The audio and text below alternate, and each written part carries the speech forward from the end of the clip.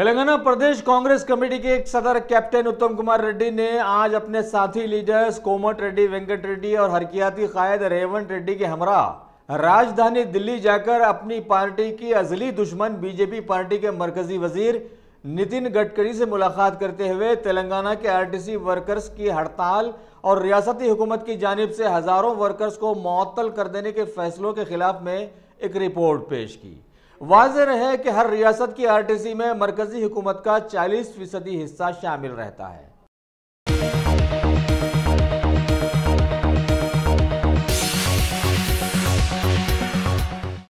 तेलंगाना की TRS party के लोगों ने कोल वर्कर्स यूनियन के वाइस चेयरमैन के ओहदे के लिए पार्टी के चहीते डी दामोदर राव को बजोर यूनियन में शामिल करवा दिया है।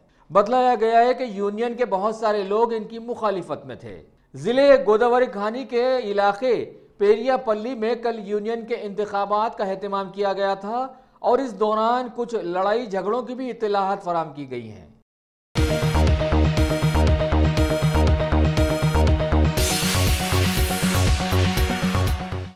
भारत की मिल्लत इस्लामिया की मशहूर तंजीम जमात इस्लामी के हल्के तेलंगाना के अमीर मौलाना हामिद मोहम्मद खान ने आज एक मीडिया कॉन्फ्रेंस में सारा मुल्क अरसे दराज से जो राज पहले ही से जानता है, इस सिलसिले में मजीद अपनी लबकुशाई करते हुए बतलाया कि मुल्क के मौजूदा इंतशार की जिम्मेदार मरकजी हुकूमत ही बनी हुई है, क्योंकि इस हुकूमत के पास अपनी नाकामियों को छुपाने का कोई और रास्ता बाकी बचा ही नहीं है। यही वजह है कि आवाम को तशवीश में मुब्तला करते हुए सिर्फ इंतशार फैलाने के लिए अब ये हुकूमत एनआरसी भी मुल्क में ला रही है, ताकि लोग इसमें उलझ जाएं और हुकूमत की नाकामियों की जानिब कोई तवज्जो ही ना दी जाए।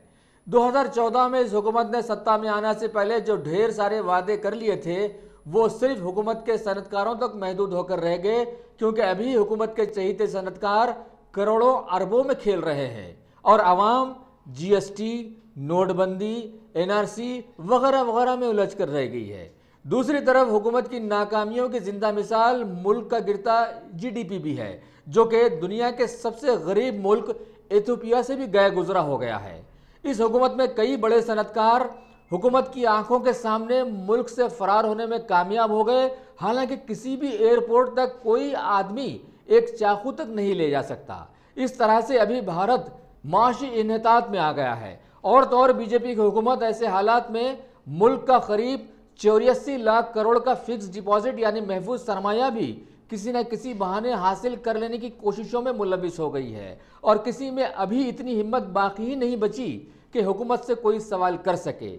यानी ईस्ट इंडिया कंपनी का माहौल एक बार फिर सामने आ गया है, जिनसे मुल्क को आज़ाद करवा लिया गया था। मेरा नाम सैयद फ़खरुद्दीन अली अहमद है, state secretary media Jamaat Islami Hind Telangana. DISE पर इस वक्त हमारे पास साथ जनाब मौलाना हामिद मोहम्मद खान साहब मौजूद हैं, अमीर हल्का जमात इस्लामी तेलंगाना, और जनाब अजहरुद्दीन साहब पीआर सेक्रेटरी साहब तेलंगाना स्टेट के, और डॉक्टर उस्मान साहब असिस्टेंट पीआर सेक्रेटरी यहाँ इस वक्त मौजूद हैं। ये प्रेस कॉन्फ्रेंस दरअसल एनआरसी के सिलसिले में नेशनल रजिस्टर ऑफ सिटीजन जो अभी हाल ही में जो होम मिनिस्टर का स्टेटमेंट आया और सीएबी। बिस्मिल्लाहिर्रहमानिर्रहीम। प्रिंट और इलेक्ट्रॉनिक मीडिया के दोस्तों, आपके ज़रिए कुछ बातें हमें हुकूमत हिंद तक पहुंचानी हैं और आवाम तक भी, और ख़ास तौर पर मुसलमानों तक। सबसे पहले हमारे मुल्क में 2021 में मरदमशुमारी सेंसस होने वाले हैं। चुनाचे इसका आगाज़ 2020 अप्रैल से होगा, तो तमाम ही सिटीज़न्स को और ख़ास तौर पर अक़लियतों को और मुसलमानों को चाहिए कि सेंसस के लिए जो एनुमरेटर्स और जो स्टाफ घर घर आता है उसका पूरा ताउन करें। मोहल्लों, बस्तियों, आबादियों के अंदर मसाजिद की बुनियाद पर, मोहल्लों की बुनियाद पर, कॉलोनीज़ की बुनियाद पर आर्जी तौर पर ऐसे एसोसिएशंस बनाए जाएं जो नौजवानों पर मुश्तमिल हों और वो बाकायदा एनुमरेटर्स के साथ में उनका साथ देते हुए, उनकी रहनुमाई करते हुए, उनका ताउन करते हुए कोई फ़र्द, कोई घर छूटने ना पाए और वो मरदमशुमारी में शामिल करवाया जाए। उसको नेशनल पॉपुलेशन रजिस्टर अब कहा जा रहा है। इससे पहले सिर्फ सेंसस ही कहा जाता था, लेकिन अब उसको नेशनल पॉपुलेशन रजिस्टर कहा जाएगा। उसमें 28 सवालात हैं।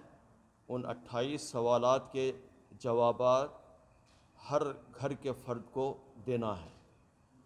तो ये पहला मरहला है।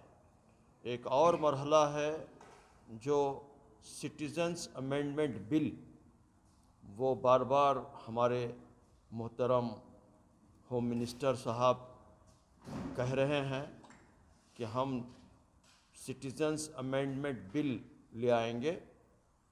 और सिटीज़न्स अमेंडमेंट बिल में क्या होगा, तो वो बार बार दोहरा रहे हैं कि इसमें जो लोग अफ़गानिस्तान से, पाकिस्तान से, बांग्लादेश से, श्रीलंका से, नेपाल से, मुख्तलिफ़ पड़ोसी ममालिक से, सार्क ममालिक से जो लोग हिंदुस्तान आ गए, और उन लोगों में जो हिंदू हैं, जैन हैं, बौद्ध हैं, क्रिश्चियंस हैं, इन लोगों को सिटीज़न्स अमेंडमेंट बिल में उनको शहरियत दे दी जाएगी। और पार्लियामेंट में ये बात भी उठाई गई और सवाल भी किया गया कि आप इसमें मुसलमानों का नाम नहीं ले रहे हैं। तो उन्होंने जवाब ये दिया, चूँकि ये पहले से ही तय था इसलिए मैं नाम नहीं ले रहा हूँ। आप फिर एक मर्तबा तय कराइए तो हम उसमें मुसलमानों का भी नाम शामिल करेंगे। ये बात उन्होंने पार्लियामेंट के फ्लोर पर कही है। तो जो पार्लियामेंटेरियंस हैं, मुस्लिम पार्लियामेंटेरियंस भी, और फिर जो अपोजिशन के अंदर हैं, उन सब लोगों से हम दरख्वास्त करते हैं कि सिटीज़न्स अमेंडमेंट बिल अगर लाया जाता है तो उसमें सिटीज़नशिप मुसलमानों को देने की बात भी कही जाए और वो उसके अंदर शामिल करवाई जाए। एक तीसरा मरहला है जो ये कह रहे हैं, वो कितना प्रैक्टिकल है, कितना अमली है, वो ख़ुद एडमिनिस्ट्रेशन को जवाब देने की ज़रूरत है। वो है NRC, नेशनल सिटीज़न्स रजिस्टर, ये बनाना चाहते हैं। तो उसके अंदर बर्डन ऑफ प्रूफ वो सिटीज़न्स पर रखना चाहते हैं, जबकि दुनिया में तरीक़ा ये है कि अगर आप इल्लीगल हैं तो ये बताने की ज़िम्मेदारी एडमिनिस्ट्रेशन पर होती है कि आप इल्लीगल हैं। लेकिन लीगल लोगों को और 135 करोड़ आवाम को ये बताने की ज़हमत के अंदर मुब्तला करना कि आप यहाँ के सिटीज़न हैं कि या नहीं हैं, ये बहुत ही दुश्वार कुन मरहला है।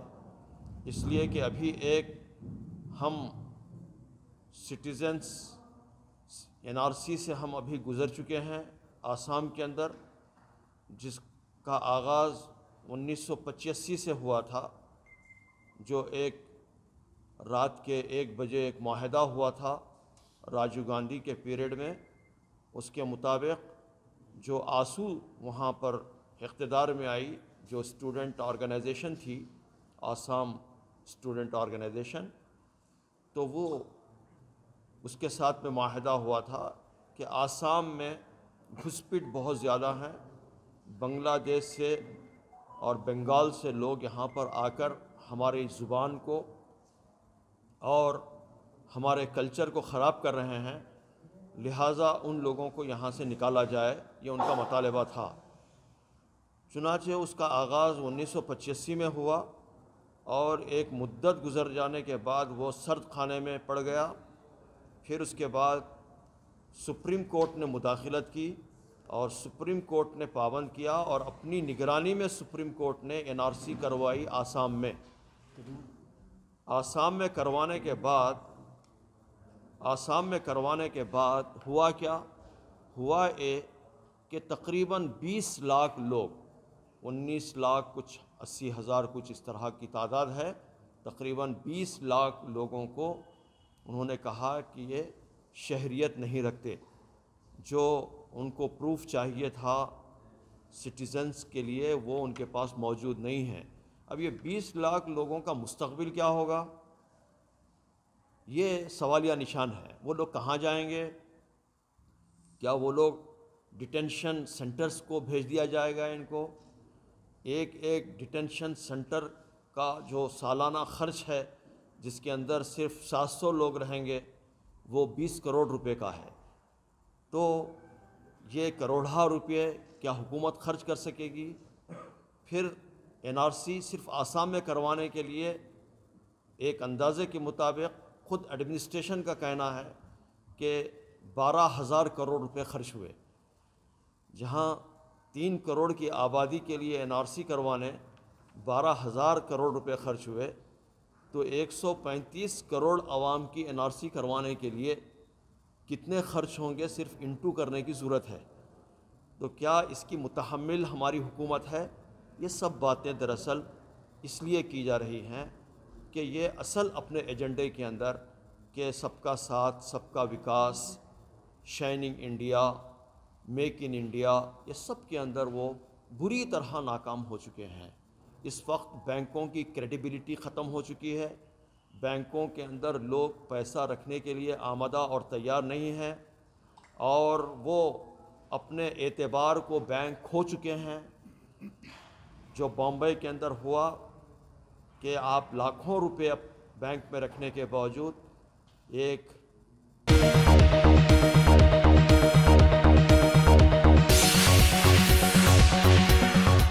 क्या आपने उम्रा का इरादा कर लिया है? तो फिर अकबर ट्राइबल सर्विसेज को तरजीह दें। हज उम्रा करने वालों के लिए क्वालिटी सर्विस ऐसी कि आप मुद्दतों भुला ना पाएं, और इंडिविजुअल्स की सहूलत भी। इंटरनेशनल और domestic air ticketing, visa endorsement, visit visa, immigration और पासपोर्ट ऑनलाइन की सहूलत भी दस्तयाब है। हर माह उम्रा के 2 ग्रुप्स रवाना होंगे। मक्के शरीफ और मदीने मुनव्वरा में बिल्कुल करीब क़याम, तीनों वक्तों पर हैदराबादी ग़िज़ाएं, लग्जरी होटल में क़याम, AC बसें, ज़ियारतों की सहूलतें, आपके सफ़र से जुड़ी तमाम ज़रूरी उमूर की बेहतर से बेहतर खिदमात की पेशकश लिए। मैनेजिंग डायरेक्टर सैयद शाह मुजाहिद हुसैनी, अकबर ट्राइबल सर्विसेज, सालार जंग कॉम्प्लेक्स, दीवान जोड़ी, हैदराबाद।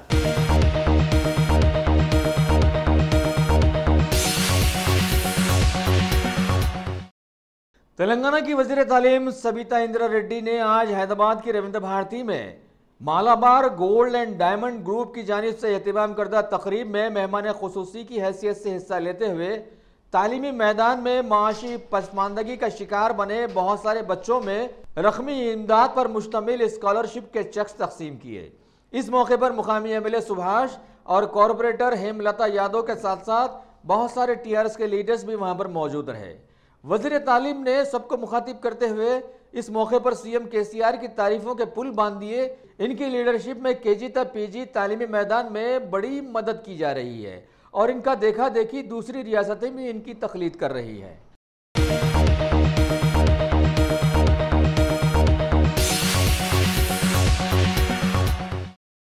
हमारे मुल्क भारत में कामयाब मानी जाने वाली नस्ल वाले काले हरन का शिकार जहां ममनू है, वहीं इस सिलसिले के एक तनाज़े में मशहूर फिल्म एक्टर सलमान खान को काफ़ी दिनों से उलझा कर रख दिया गया है।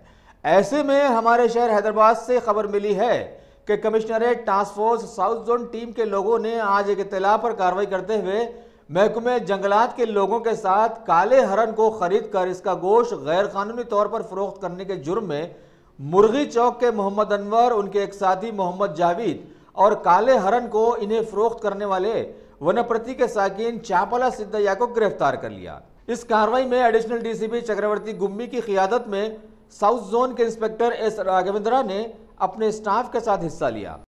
अंदर के नमस्कार। आज Hyderabad city police task force के तरफ से ये 3 क्रिमिनल जो एक गैंग का अरेस्ट हुआ और उनसे एक ब्लैक बक जिसे कृष्णा जिंका भी कहते हैं, एक बच्चा 8 महीने का 10 महीने का बच्चा का रिकवरी हुआ। ये ब्लैक बक जिसे कृष्णा जिंका कहते हैं।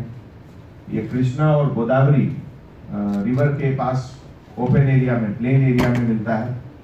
और बहुत लोग, ये वाइल्ड लाइफ एक्ट के तहत इसका हंटिंग, इसका किलिंग बैन है, लेकिन फिर भी कुछ लोग इसको मारते हैं और इसी कारण से ये वाइल्ड लाइफ एक्ट के तहत इसमें 3 साल का सजा भी होता है। तो इसमें जो 3 लोग अरेस्ट हुए हैं उसमें Mohammad Anwar Ali son of Mohammad Mahmood Ali age 58, ये मुर्गी चौक हुसैनी आलम के रहने वाले हैं और ओरिजिनली बहादुरपुरा का रहने वाला है।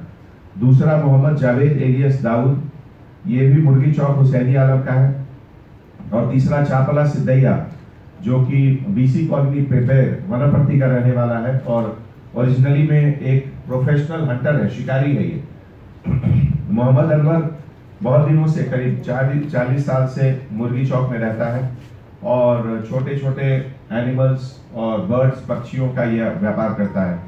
उसी सिलसिले में ये खरगोश की बिक्री में जावेद से इसकी दोस्ती हुई और बाद में ये लोग वनप्रति जाकर वहाँ चापला सिद्धैया फिशरमैन से मिले पेबेर वनप्रति में, और कृष्णा रिवर बेल्ट में वो लोग जाकर ये लोग इसको पकड़ कर लाए। और ये लोग जनरली मार्केट में 3000 रुपये केजी का ये मीट बेचते हैं इसका।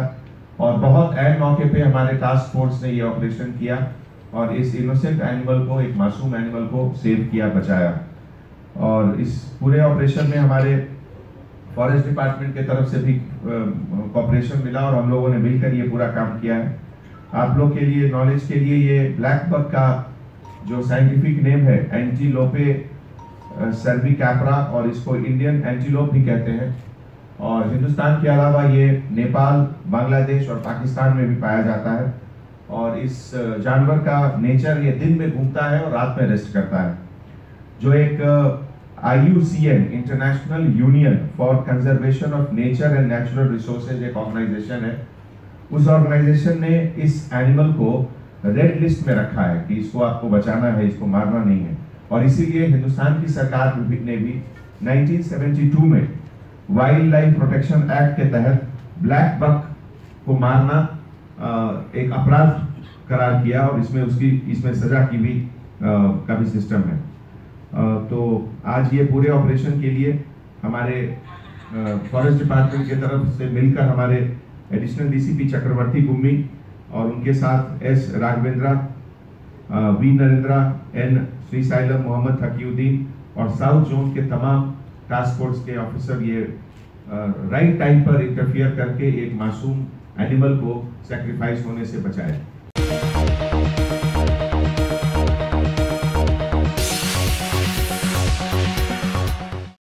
तेलंगाना प्रदेश कांग्रेस कमेटी के साबिक सदर पोनाला लक्ष्मैया ने आज एक इजलास में पोल्ट्री इंडिया ऑर्गेनाइजेशन का शुक्रिया अदा किया कि उन्होंने पोल्ट्री लीजेंड अवार्ड के लिए उन्हें मुंतखब किया। इस मौके पर उन्होंने अपने घराने की तारीख के कुछ राज भी खोले कि वो एक गरीब खानदान से ताल्लुक़ रखते हैं और बड़ी दिक्कतों से उन्होंने अपने गांव में ही 10वीं पास की थी और शहर आकर निज़ाम ट्रस्ट की इमदाद से आला तालीम के लिए वो अमेरिका गए। वहाँ उन्हें पढ़ाई के बाद नासा में जॉब करने का मौका मिला, लेकिन भारत की आवाम की खिदमत करने के जज्बे के तहत वो 1978 में अपने मुल्क वापस लौट गए और तब से आज तक वो आवाम की खिदमत से जुड़े हुए हैं।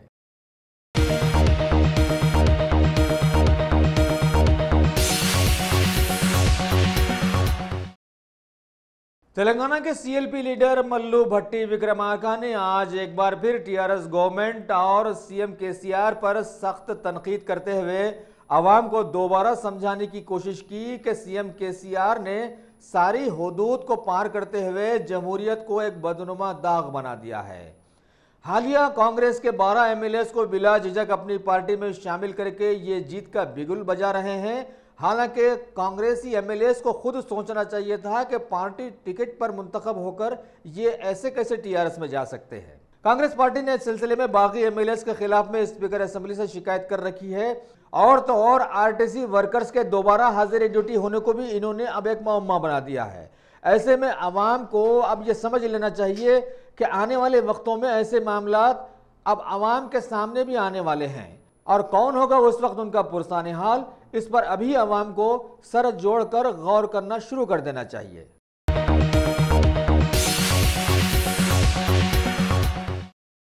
Top selection computers. अगर आप टेक्नोलॉजी के दौर में रहते हुए टेक्नोलॉजी से दूर हैं तो सोचिए मत, आइए एक बार खिदमत का मौका दीजिए। हमारे यहाँ branded computers Dell, HP, Lenovo, laptop accessories उम्दा क्वालिटी निहायत ही वाजबी दाम पर दस्तयाब है। स्कूल, कॉलेज, कॉर्पोरेट, ऑफिस वगैरह में बल्क क्वांटिटी में सप्लाई की जाती है। इसके साथ साथ हमारे यहाँ माहिर टेक्नीशियंस की निगरानी में रिपेयर की सहूलत भी मौजूद है। अगर आप अपने घर, दुकान, सोसाइटी, स्कूल वगैरह को सेफ और क्राइम फ्री बनाना चाहते हो तो इंस्टॉल कीजिए CCTV कैमरा जो HD क्लियरिटी के साथ दस्तयाब है। गुज़िश्ता 10 साल से मुल्क भर में अपनी इन तमाम खिदमात को जारी रखते हुए आपके एतमाद को बरकरार रखने वाला नाम top selection computers, Vijayanagar colony beside Riyan hotel, Hyderabad. Director Syed Rashid Ali. Phone 9849715954। Top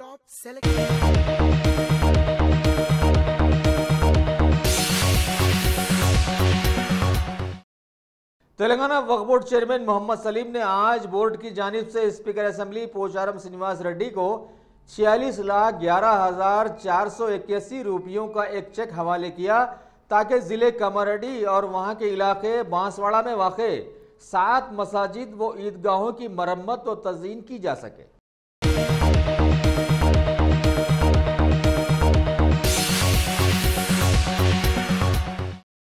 शहर हैदराबाद के डबीरपुरा पुलिस हुदूद में वाक़े अहले तशी हजरात के अज़ाखाना जोहरा के पास आज एक कत्ल की वारदात पेश आई।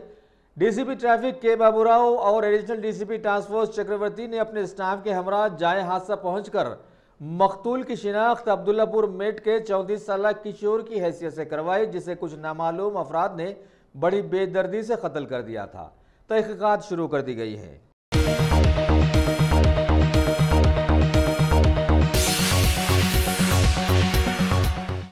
भारत में बढ़ती बेरहमी और पानी की किल्लत के तनाजुर में save water and save life के नारे के साथ वेस्ट बंगाल के जिले पांडवा के साकिन मोमिनुल हक नामी एक नौजवान ने सारे भारत के साइकिल टूर का बेड़ा उठाया और आज वो सारे मुल्क में नामी गिरामी शहर हैदराबाद के तारीखी चार मीनार तक पहुंचने में कामयाब हो गए।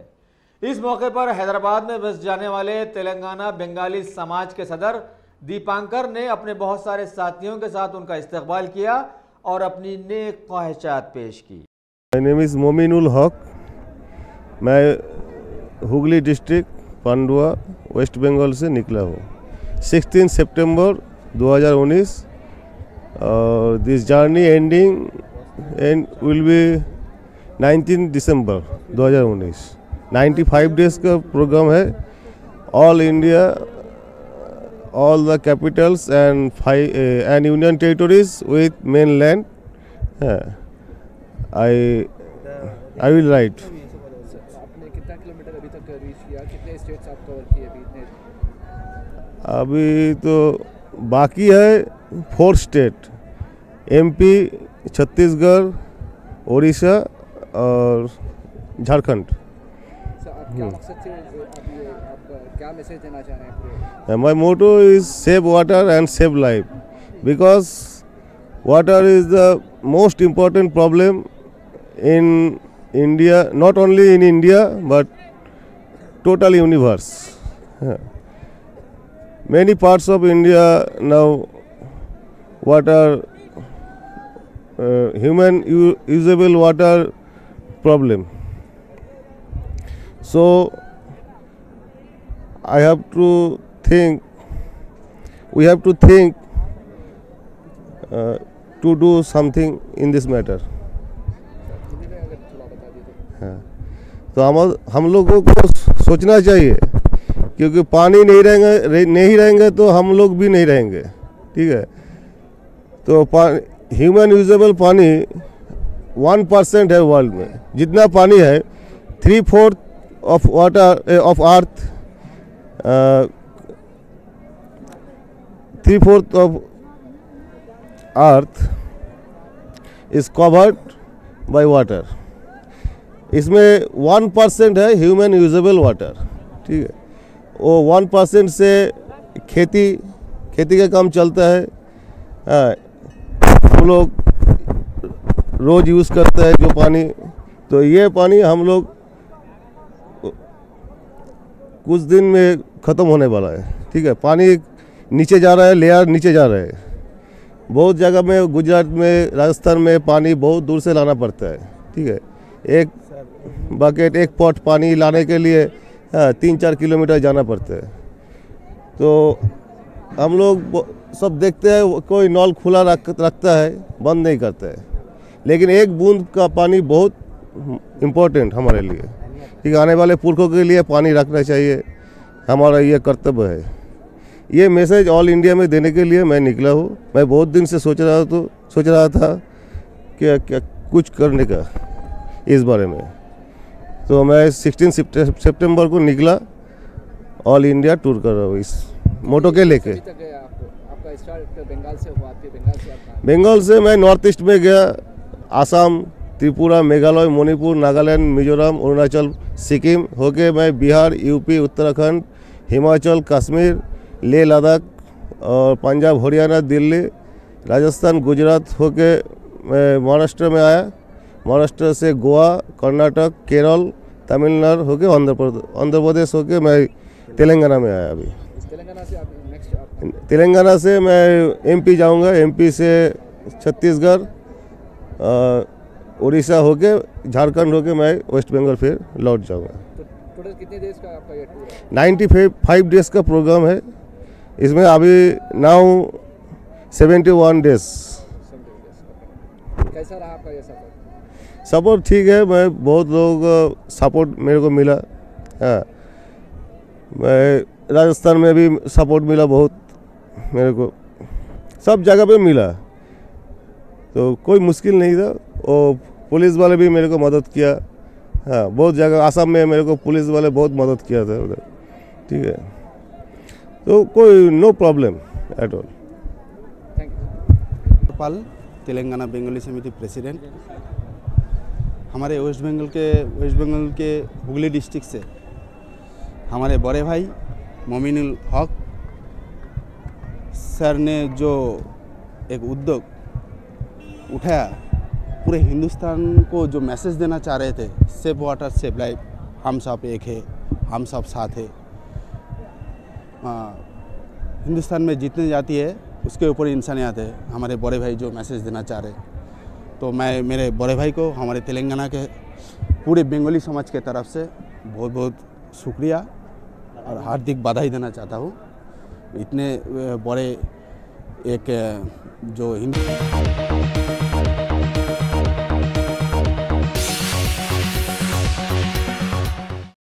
तेलंगाना के ज़िले वरंगल के इलाके शिवानगर में वाक़े साई कन्वेंशन हॉल में Warangal east working journalist welfare society की पहली सालाना तकरीब मुनक्किद की गई, जिसमें शामिल हुए एमएलए एन नरेंद्र। इन्होंने इस मौके पर बतलाया कि इनका मिशन सहाफ़ियों की फलाह बहबूद के लिए काम करना है और ऐसा करके ही इन्होंने अपना मुकाम बनाया है। सोसाइटी के सदर जे विजय कुमार ने भी इस मौके पर हुकूमत से मुतालबा किया कि इलाके के सहाफ़ियों के लिए मकानात फराहम करते हुए इनकी मदद की जाए और सोसाइटी के लिए भी एक इमारत की तामीर पर इन्होंने जोर डाला।